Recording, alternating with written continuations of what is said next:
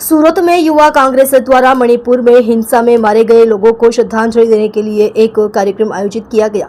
मणिपुर में चल रही हिंसा में सूरत सिटी यूथ कांग्रेस की ओर से मृतकों को श्रद्धांजलि देने के लिए एक कार्यक्रम का आयोजन किया गया।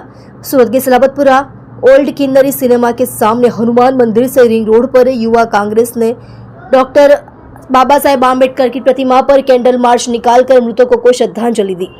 आप देख रहे हो स्वतंत्र निर्भय न्यूज चैनल, एडिटर अभिषेक पांडे के साथ। आपका परिचय?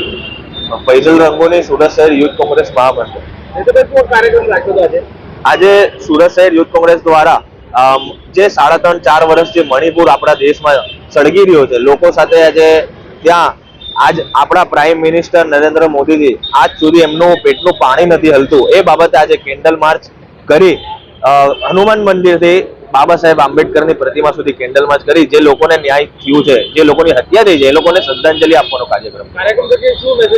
કાર્યક્રમ થકી સરકારને જગાડવા માટે અમે આજે આ કાર્યક્રમ ગાંધી ચિંધ્યા માર્ગે કરવા જઈ રહ્યા છે કે આ સરકારનું પેટનું પાણી હલતું નથી। પીએમ અમારા જે છે કે હોમ મિનિસ્ટર છે અમિતભાઈ શાહ, એમનું એ પેટનું પાણી નથી હલતું। આજ સુધી કોઈ રાજનેતાએ ભાજપના જે મણિપુર જઈને કોઈ આજ સુધી ત્યાં કોઈને આશ્વાસન નથી આપ્યું કે ત્યાં વિઝિટ નથી કરી કે ત્યાં એની હિંસા થઈ રહી છે કે હિંસા અટકાવવાનો કોઈ એ લોકોએ પ્રયાસ નથી કર્યો।